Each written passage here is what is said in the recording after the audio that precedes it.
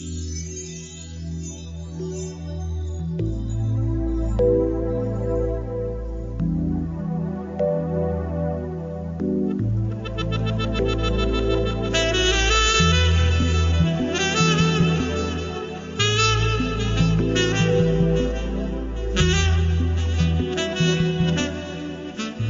time for love. It's time for your love coach. Let's find out if you're ready for love. Here's your marvelous host, Nikki Lee. Hello, and welcome to Ready for Love Radio. This is your host and love coach, Nikki Lee. Now, today we're going to talk about a topic that is a little unusual for Ready for Love, but I think you're going to enjoy it. Now, let me tell you that I'm 6'1", okay? So I'm, when you're 6'1", you like to stretch. It just, whether you've been sitting or walking or standing or laying, it just feels good to stretch. And it's funny, when I got Chloe, y'all know about Chloe, my cat, she stretches all the time. But now, my guest is laughing. But now, I got a message from my potential guest, and he has this ebook. This is Stop Stretching, and I'm like, uh-oh. Why does he say stop stretching? So he got my immediate attention. I'm like, why do we need to stop stretching? So I had to invite him on the show because why does he say stop stretching? So I had to ask him. Plus he's talking about pain and being pain free, and that's definitely something I want to know about. So I have Yogi Aaron with us today. So, Aaron, it's awesome to have you with me today, and you're going to have to answer these questions. Thanks, Nikki, and it's been a pleasure just getting to know you before the call, too, and it's just, I admire your energy and passion and just enthusiasm for sharing and fighting the good fight, so thank you. Well, thank you. And you've got to admit that was a little bit entertaining. Yes. but I thought I would explain what was going through my head as I was reading your message. So I'm like, and I was probably even stretching when I was reading your message. Going, uh-oh. Well, a lot of people, it's just such a very intuitive thing, and you're talking about the cats and you see animals stretching, and I think that we just need to kind of like reframe what is sort of biomechanically going on, if you will. But because when we think of stretching, so many of us think of like stretching as, oh, I need to stretch to become healthier, or I need to be stretching to become a better person, or I need to stretch to stay young, and that's not really what we need to be doing, but that kind of mentality has kind of led us to this kind of like flexibility craze with many people. So I'm sure like if you're standing up and you're like opening your chest to the sky and bringing your arms out, like that kind of feels good. But it probably is even healthy for you. You're activating all of the back muscles in your body. Right. But when you're forcing certain, muscles to lengthen beyond their capacity, this is starting to do a lot more damage than good with a lot of people, myself included. So yeah, that's what I'm kind of. When I'm feeling tight and I'm feeling that kind of thing, I do it just to kind of loosen myself up. Sure. Or if I've been sitting for a while, because I'll get to working and writing and that kind of thing, and just completely lose track of time, and then I'll start feeling like my legs getting tight and that kind of thing, and then I'll stretch to loosen me up and to kind of work the kinks out, that kind of thing. Sure, absolutely. And then Chloe just does that and stretches and runs around the room a few times and then lays back down, you know. So I'm assuming she's doing the same thing, you know. but yeah, like I said, I do it because I'm uncomfortable and that kind of thing, and then doing stretching, and it feels better, and like my neck and shoulders and that kind of thing hurt, and then if I do that, it helps, and loosening up helps me to feel better, is what I do. Mm-hmm. But yeah, I used to work for a chiropractor, and so I know not to stretch or pull or whatever too far. Sure.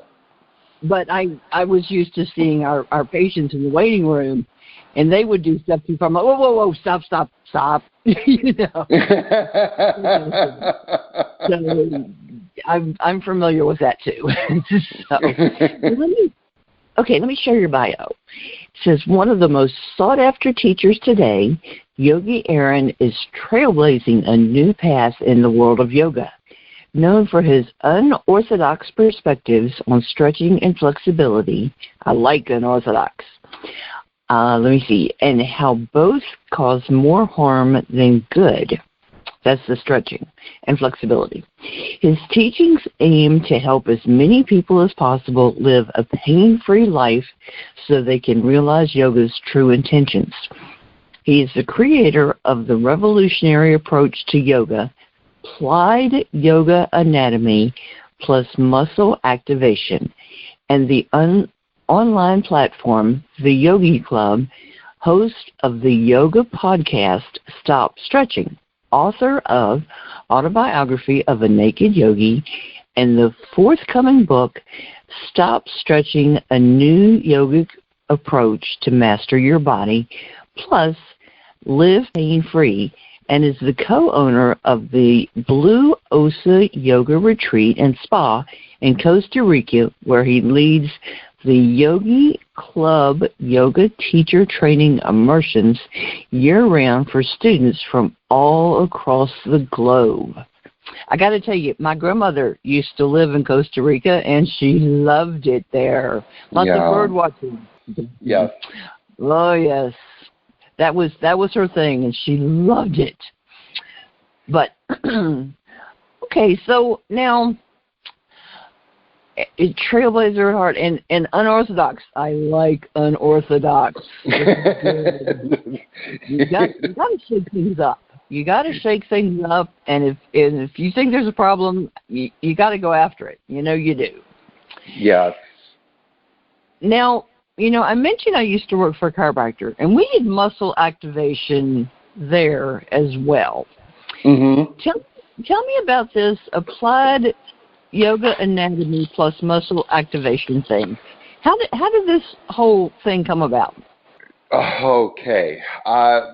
So if I talk too much, just cut me off. I will. I will give you the short story. So I started yoga when I was 18. This is the short story, I promise. And and then very quickly I started injuring myself. I had, my back, and I just chalked it up to I'm a person with a bad back.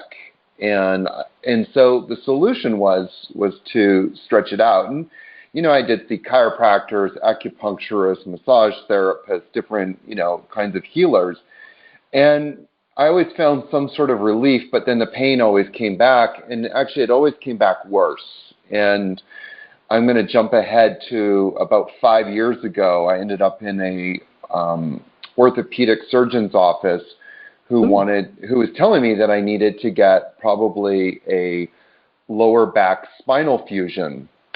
And that was like my light bulb moment to kind of like go, it's 25 years. I'm a yoga teacher. I'm a senior yoga teacher. I know a lot about the body, or at least I thought I did. But what I know isn't working for me. And there's got to be some other solutions. And that kind of led me to a systemology called muscle activation technique, which was created by Greg Roskoff in Denver, Colorado. and there's MAT therapists all over the United States and in Canada. And I just decided to start studying that and to try and learn more about the body, learn more about muscle function. And I kind of got into it really just for my own interest, my own sort of journey, and maybe, to take some of that and include it in my yoga teacher trainings that I offer. And so in learning it, I quickly understood two things very quickly. One, I did not know much about the body as much as I thought I did. And that's been like a constant. Even now, I'm still shocked at some of the things that we say in the yoga world, that even in the fitness world, that are just so not true and have no basis in biomechanical function. And so that was the first thing. And then the second thing I quickly realized was that stretching is doing more harm than good. And it's shocking to see how quickly stretching actually disables muscle function. And so when I came up with applied yoga anatomy, it was because I wanted to try and I needed to put a name to it, because if I just started teaching something, I could have called it yoga therapy, but then therapy has all kinds of connotations around it, and I think yoga therapy was trademarked, so I couldn't really call it that. And I also wanted to include sort of an anatomy part to it, because a lot of yoga teachers, I would say 99.9% of yoga teachers have no clue what's going on in the human body. I'll give you an example. Like a lot of yoga teachers say we need to open the hips, but if you walked up to that teacher and said, well, what in the hips are we opening? What muscles are being affected? And then if you ask the trick question and said, well, what's the function of those muscles? I think you would barely find 1 in 10,000 yoga teachers that could maybe answer that question. And so I wanted to kind of bring some anatomy, real anatomy, not just like drawing in or coloring in, anatomy charts, but actually bring in a sense of experience. And so one of the words I actually played with was experiential anatomy, but the word applied seemed, more appropriate. So the applied yoga anatomy part was, how do we start to understand the human body? What is actually going on in the postures that we're teaching? What groups of muscles are being affected? And then the muscle activation is the premise of how do we create more stability? Because stretching to create flexibility always leads to instability, and instability always leads to injuries. Every single person practicing yoga is dealing with pain. And that's not like me saying that. That's me saying, just coming up with that number. Every time I lead a yoga teacher training, every time I have people come to my yoga retreat and I talk to them, every single person is dealing with some sort of pain. And not always, but a lot of times it's usually related to the quote-unquote stretching yoga practice that they're doing. And so I think that part of what I'm trying to do is, flip the script on stretching and flexibility in the yoga world, because we need to reclaim what yoga is really about. And then two, to teach people how do we create more stability. One of the techniques of doing that is definitely muscle activation. And it works really quickly and helps people to start walking a path that's, with less pain in their life. That's certainly good. That was my short story, Nikki.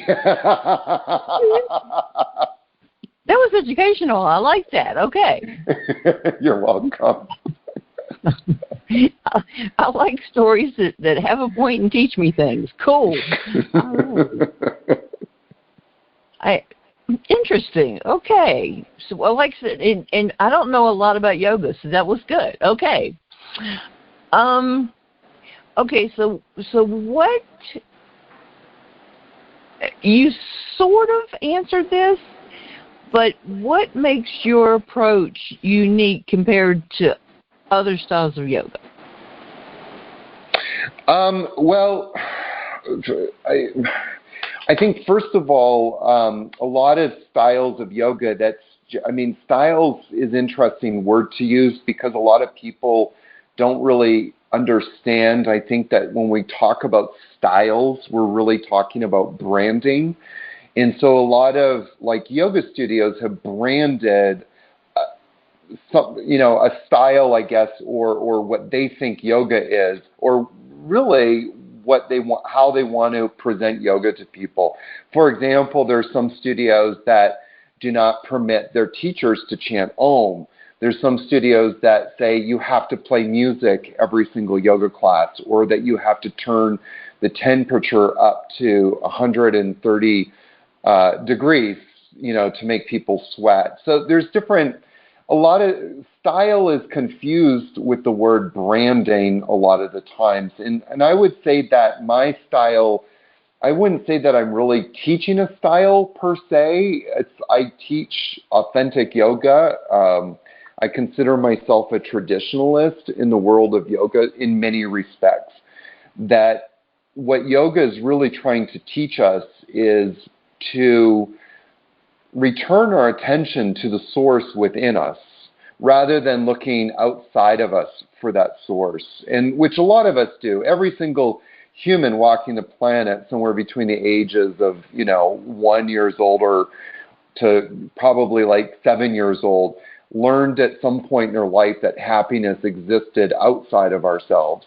And what yoga is doing or trying to help guide us to do is to return our attention inward to find that the source of happiness is actually within us. And so that's what my message is. That's what I teach.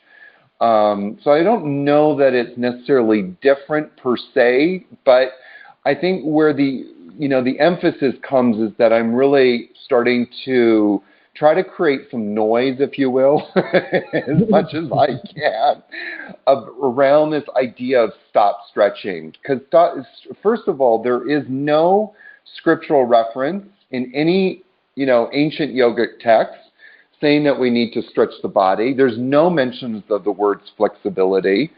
That there are the two words that are used in the scriptural reference to describe what posture should be like is one that is joyful, that is joyful and effortless, and then the other quality is stillness and steadiness. And I think that most people, and I think it's becoming more problematic, in my opinion, that a lot of people are experiencing instability in their bodies, and instability can show up as the inability to be still, for example. At the source, that's really what we're trying to do, but then it also shows up through pain. Like a lot of people are experiencing pain, and pain is usually the result of instability of some kind. Right. We were talking before about some of your health conditions, and at the source, it's really kind of an instability, which is trying to be repaired. So instability, what we're trying to do is create more stability through, physiologically through muscle activations, and then we go deeper through the breath, and then through other techniques as well. Oh, yeah, I have a lot of instability. Yeah. We all do. you said that, and I'm like, oh, wow. We're all dealing with our own cross in life. I said, man, it's a nail on the head with that one, didn't he? That's funny. It was funny because they sent a PT person to check on me for 6 weeks after one of my surgeries, and I said something about I was having all these stability issues, right? And she says, you've had 3 surgeries, all on the core of your body. No wonder. And I said, well, duh. Yes. like cutting all the whole core of my being that should give me any stability at all, and they keep chopping and cutting, and well, no wonder I can't stand up straight. Okay, talk about light bulb moment, But yeah, okay, that helped a little bit. Okay. Yes. That was funny, but yeah, it was so simple. And she just looked at me like, "You haven't figured this out yet?" I'm like, "No." But yeah, it's amazing once you understand how certain things work together in the body, how it just kind of all comes together. Yes, the body is an amazing mechanism, and we sometimes just need to get out of the way of the body to let the body heal itself. And one of the examples of that is so many people are obsessed about their muscle tightness, and nowhere, like you worked in a chiropractic office. I'm not going to speak for your chiropractor, the chiropractor you work with, but what I can tell you is, in my opinion, just from talking to various healers, in that profession, massage therapists, especially yoga teachers and gym instructors, but especially yoga teachers, that not one of them really addresses the real question, which is, why are these muscles tight to begin with? And, I've been dealing with muscle tightness, for example, my psoas and my psoas muscle, or my hamstrings. Use the hamstrings because most people understand hamstrings. And that I've always suffered, and still to this day suffer from tight hamstrings. But in my whole life, I never asked the question, why are these guys tight to begin with? And instead of addressing the cause of the problem, we keep throwing in aspirin at the issue, by which the aspirin in this case is stretching. But the stretching doesn't really help. It actually makes things worse. And I guess if you take enough aspirin, you end up making yourself worse. So, so we need to kind of address that real question of, why am I tight? You said earlier that you like to stand up and you like to stretch, and my hunch is that you're not really stretching. My hunch is that you're actually activating some of your back muscles and some of the opposite muscles. And once those muscles are activated, the opposite muscle, which is the front body, if you're standing up and kind of opening your chest up, for example, what you're really doing is contracting all of the back muscles. Once those back muscles start to contract, the front muscles just release. But it manifests, because we don't have any other language for it, it manifests as, oh, I'm stretching, but you're not really stretching. You're kind of activating. But all of those muscles kind of tighten up because, A, you're stagnant. A lot of us are stagnant. A lot of us are sitting around. Or B, a lot of us have, because we're sitting around, because we're stressed out, a lot of us end up getting tight. And the tightness is a result of the body going, hey, there's instability here. I need to keep myself safe, so I'm going to send out an Amber Alert to all the muscles and say, tighten up, tighten up, tighten up. And they stay tight until we address the instability in the body. And so that's sort of one of the keys to unlock this thing around becoming pain-free, is that we actually start to address the instability. Once the instability is addressed, the body starts to relax and doesn't have a stress response. The stress response creates inflammation, and it's the inflammation that creates the pain. So if we can start reversing the process, that's how we start to become pain-free. Interesting. I threw a lot at you. Yeah, you did. You did. I'm going. Good thing I get to listen to this 3 or 4 times, huh?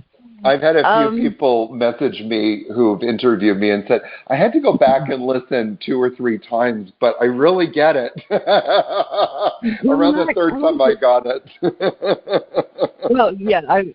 I listen when we interview, and I listen when I edit, and I listen when it airs. So, Yeah. Okay, so how... Well, and the listeners can listen, because I'm going to put it on the show page. So how does stretching harm the body? Well, there's a few explanations for that. And one is there's a few. So I'm going to give you a couple, but one of them is because your brain has a feedback loop with muscles, basically. And so that's called proprioception. In anatomical terms, is the proprioception. Like one way of saying that, by the way, is your brain knows where your muscles are in space, like in the space being your body. And so, when you've had a few surgeries, and obviously you can't move because you've got to heal in that area. But sometimes it's just hard to move, like even a limb, because you've been drugged, you've been put to sleep, you've had all of these things. There's a trauma in the body, and so your sense of where your body is in space has changed, and your brain has to kind of recalibrate. So when you stretch, you're disconnecting the brain from that muscle. And so the brain doesn't know where that muscle is in space anymore. There's no accountability for that connection between the brain and the muscle. So that's one explanation. Another one is like, imagine in your muscle you have all of these like what's called little muscle spindles. And a muscle spindle is like a coiled up slinky. And so you can imagine like you're a kid and you get a slinky for Christmas, and like all kids, they like to test their toys, and so you tell your friend to grab one end of the slinky and run away as far as you can to see how much you can stretch that slinky. And now this is what we're doing in yoga. It's like, how far can we stretch our muscles? But what happens when you let go? What happens when your friend lets go of that slinky after stretching it? Is it going to coil back up into its natural state? Heck no. It's going to stay elongated, and in the slinky's case, it probably will never coil back up again. And with some people's muscles, it's kind of interesting. Are those muscles ever going to coil up? That's one of the questions that I have. And so, when you're doing that to your muscles constantly, again, there's no accountability in terms of the brain being connected to the muscle. And the third thing I want to say is that one of the most fascinating things I just find, which is going back to a comment I made earlier about making as much noise as possible, is that very few people who are telling others to stretch have an understanding of what the job of a muscle is. The job of a muscle is actually to contract. It's not to lengthen. And so the job of the muscle is to contract, and it does that for two reasons. It needs to contract, to move bones. So as you're walking across, as you get up, if you're sitting, you get to stand up. You need muscles to engage in order for you to stand up. When you walk across the room or to the kitchen, you need muscles to move the bones of your legs. So that's the one thing. The second thing is you need muscles to stabilize joints, to hold the joints of the body together. So we look at like some of the main joints, for example, like knees, lower back, well, any part of the back, the hips. So many people have pain in these areas. And we know now from the muscle activation work that I've done, and especially through MAT, that a lot of that pain is the result of these muscles not being able to contract properly. So other ligaments or minor muscles, smaller muscles, end up getting more stressed out, more traumatized, and more overused. So that's the simple answer of what stretching does to us. That's interesting. Yeah. Another example kind of along the lines of your first example, too, is when you're on a heart-lung machine, and you're, and like with mine, when they actually physically took my heart out of my chest during the surgery, because your heart and your brain actually communicate with one another normally, right, when your heart is in your chest.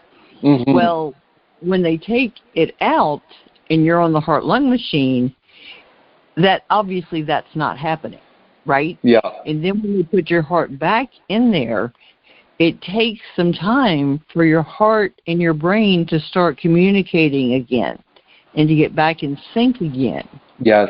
And it's strange because it does take time for that to start to, like you said, to get back in sync. Yeah. So it's the same kind of thing that you're talking about with the brain not knowing where that muscle's located again. So it's the same kind of a situation. So I've been through that. It was a different organ. And it's weird. It's really weird. Yeah. But, yeah, it's weird when your brain can't find what it's looking for. Yeah. Well, and that's the whole purpose of, this, what we're starting to understand as called muscle activation, that these muscle activation practices, whether you're doing it, through palpation or whether you're doing it through isometric contractions, when I started working out in the gym, there was a lot of wisdom that was being propagated, and it was, do a warm up by just doing the exercises with, like, say for example, I'm doing a bench press, or let's even make it more simple, bicep curls. And so take a low amount of weight.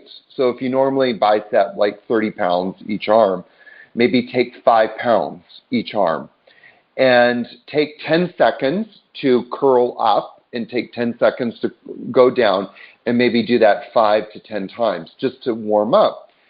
But the wisdom of that was it was kind of, in a way, it was kind of a muscle activation technique practice, because what you're doing is you're telling the brain, hey, there's a muscle there. And so the brain now goes, oh, there's a muscle there, and it starts telling that muscle to contract.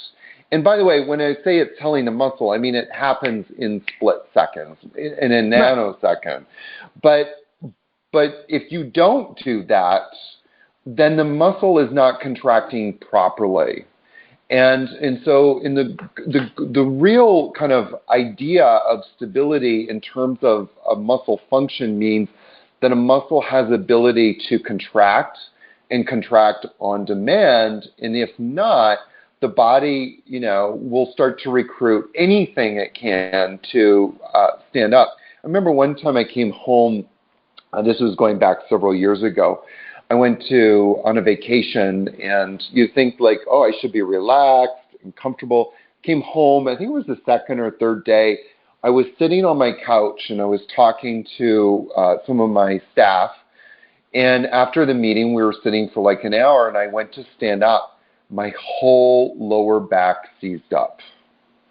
And so the body is going to get me to where I want it to go, which was, from sitting to standing, but none of the muscles that should have been working were working. And so my body recruited these tiny little muscles in my lower back to create the stability in my lumbar spine, because the big muscles weren't doing their job. And then all of these muscles said, heck no, and they seized up. Yeah, been there. That's why people's backs go out. You hear about that all the time, like with people who sneeze and then their back seizes up on them, and it's like, that's a clear sign of instability and that the brain isn't connecting to those muscles. So muscle activation is just a practice. It's not to strengthen muscles per se. It's just to build that connection between the muscle and the brain, the neuromuscular connection between muscle and brain, so that when the brain senses instability, it tells the muscles to contract and contract on demand. It is amazing how bad sneezes can hurt. Oh. Yeah. That's why we always say, God bless you, you're still alive. Wow. It hurts just thinking about it. Okay. So, okay. If I'm just sneezing. Okay. overridden my thoughts. Okay. So now, if stretching is harmful to the body, what should we do? Is there something we should do instead? And if so, what is it?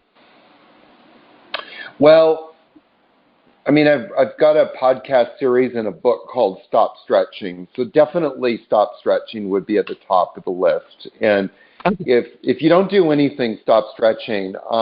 But then two, the second thing would be to start activating. And that's a whole topic. You know, how do we activate? I can't really give too much, you know, in such a short amount of time, you know, in this format. In 5 minutes. That's the opportunity for people to, you know, get the book and look at some of the resources that I've got. But the short answer is basically we start activating by bringing a muscle to a shortened state. So an isometric contraction, we're shortening a muscle. So if we're doing, like, for example, the bicep curl, and my arm is extended, and I've got like a 5-pound or 2-pound dumbbell in my hand, and I bring it up and I hold it there and I squeeze it for about 6 seconds, and then I release it, and then I do that again, and so that's an isometric contraction. One of my favorites, which would be, by the way, great for you, is doing, and I always tell this to everybody, is like, if you're going to do one thing, do this every day. It's called Superman pose, and you lie on your stomach, and you lift your chest and your legs as high off the ground as you can. Now, what this is going to do is start working your back muscles. And probably some of your listeners have very weak backs. A lot of people, by the way, have very weak backs. It's a very common thing. Back pain is considered to be one of the number one disabilities in the world. So back pain is a serious problem, and a lot of people are dealing with back pain because their back muscles aren't working and supporting the vertebrae properly. So this is a very hard pose for a lot of people, especially in the beginning. So you may only lift your legs and your chest off the floor for, like half an inch, but over time you will notice that you'll get stronger because your brain will not only start connecting to those muscles, but by you actually doing that movement, you'll start to strengthen the muscles. But you do that 6 seconds and hold it 6 times. And in this way, you're creating an isometric and contraction or engagement in the lower back. And so the brain starts to go, oh, yeah, we've got muscles here that we can rely on, that we can use, that we can recruit. And the body has forgotten about those muscles. And so doing these muscle activations, and that's how you do it, basically, will start to reconnect the muscles back to the brain so that the brain can recruit them when necessary. So in some cases, it's reactivating muscles. Sure. I mean, there was a time when all of us had very healthy, neuromuscular connections for the most part. I could probably say generously most of us have had that. And due to stress, trauma, and overuse, and age, which is a culmination of the first three, that over time our brain has disconnected to those muscles. So, so like with me, when I was 18, by the time I turned 18, already I was dealing with very tight hamstrings because my quads and my hip flexors were never being used properly. And so, by the time I was 18, I was already starting to have these kind of issues in my neuromuscular response to certain muscles in my body that just became exacerbated over time. So we can reactivate these muscles, absolutely. Well, I'm thinking using them incorrectly, exercising wrong, injuries, anything like that could make them weaker, and so then we could activate or reactivate them, whichever the case may be. Sure. Okay. All right. Yeah, I mean, I would just say, like, with exercising wrong, it's like everybody's got a threshold of what kind of exercise can be good and not good. Like, I walk all the time, and walking is being said to be really healthy for people, and I think that's a fair statement to make. But somebody who has a very weakened neuromuscular system, maybe walking isn't the best thing for them right away until we get their body a little bit stronger. And so it's just, we definitely want to start doing things in our life, fitting in a program of doing some sort of muscle activation on a daily basis, like doing that exercise I just said, Superman pose. It's such a great thing. And sorry? That's a good point you make, because people always say, if you're going to do anything, then walk. That's what, I mean, people always say that. But I like that you're saying strengthen your body first, then walk. Cool. Okay. Sure. Yeah. I mean, and I say get out there and walk, but just, what's good for some people may not be good for them at a certain time, depending on how weakened their body is. My teacher Greg always says, if you're weak, you'll never get stronger. You'll always stay weak. You can't get strong from a weakened state. So we need to become stronger so that we can start to improve upon that strength. And then, by the way, I'm talking about this at a neuromuscular level again, like this connection between the brain and the muscles. So that's what we want to focus on. Okay. Okay. So Stop Stretching, the book is out, correct? That is correct. Yeah, available on Amazon. Okay. All right. I will make sure the link is on the show page. The replay, and I'm going to listen more than once. I can tell you that, because I'm sure I did not get everything. And even, I mean, I was a chiropractic assistant and studied all kinds of extra things and went to all the chiropractic conferences, and I missed a lot. Plus medical terminology, and I still missed a bunch. So the replay, so that you can listen again and try to, or twice, will be at lovecoachjourney.com/stretching. No. Stop Stretching. That's where it's going to be. .com/stop stretching. No, my website is yogiaaron.com, YOGIAARON. But if they go to Amazon or my website, they can find, a link from my website directly to Amazon, or they can just go to Amazon and search Stop Stretching. That's probably the easiest thing to do. But yes, and you'll have the links in the show notes. And if people would like to send in questions, would you be interested in coming back? Absolutely. If people want to do a Q&A here, I love doing Q&As because people ask the most fascinating questions. Okay, well, that's what I was thinking. So if people would like to send in questions, we will have him back. And you can send those to readyforloveradio@gmail.com. And we will schedule a time to come back. Thank you, Nikki. This has been a lot of fun. Thank you. You've asked some good questions. And I've got a bunch more. But I know that you need to run, and we will do that. So I tell you what, you go ahead and run, and I will let the listeners know some of the things that are in the book. Perfect. So thank you very much for being here. Thank you, Nikki. It's been such a treat, and again, I appreciate all the work you're doing. Thank you. Thank you very much. All right, I am looking, just to let y'all know a little bit more, I'm looking at the table of contents for the book, and it is called Stop Stretching. Let me see, a new yogic approach to master your body and live pain-free. Says this book is for anyone who wants to restore balance to their body through yoga and begin their pain-free journey. Yogi Aaron is no stranger to pain. For decades, he seriously abused his body in the name of fitness and yoga. After a brush with a spinal fusion, Yogi Aaron began to ask, why are we stretching and how much flexibility do we really need? In his quest to answer this question, Yogi Aaron discovered a shocking truth.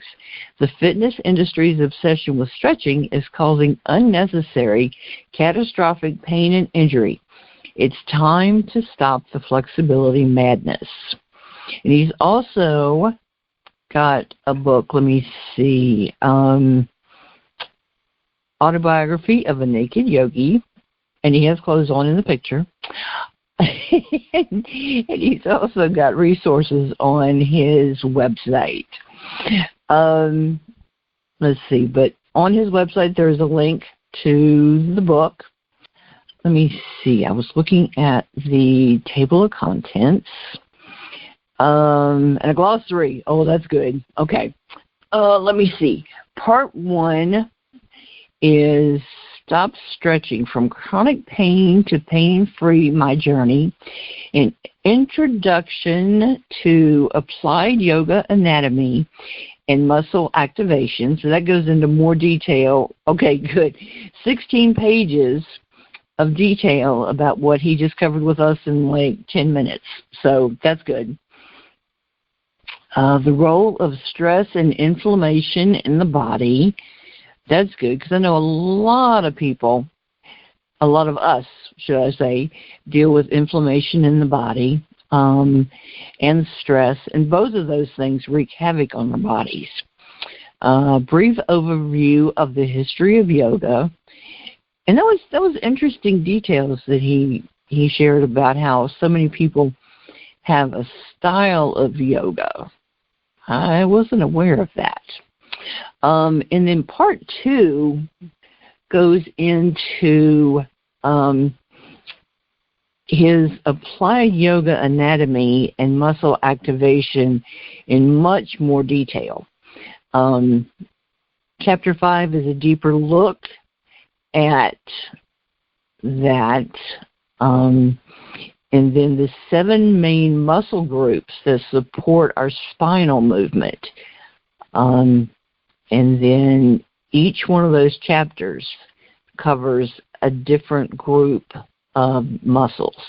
Spinal trunk rotators, the flexors, trunk extensors, side benders, hip flexors, hip extensors, and shoulders. I'm going to dig into this later because I have a copy here. And then chapter 14 in part 3 is Dare to Live Pain-Free. Who are you without your pain? That would be fascinating to find out, wouldn't it? But, and it's 193 pages. Very cool. Well, I am very serious. If you all would like to, awesome glossary. I like that. And a lot of those words look very familiar. But seriously, take a look at his website. Feel free to listen to the show again. And for anyone who would be interested in sending in their questions, let me know. And if you'd like to order the book and then send in your questions, just send me a note and let me know that too. And I will be happy to get him back and we can go over audience questions. Have no problem with that either. So feel free to drop me a note. readyforloveradio@gmail.com.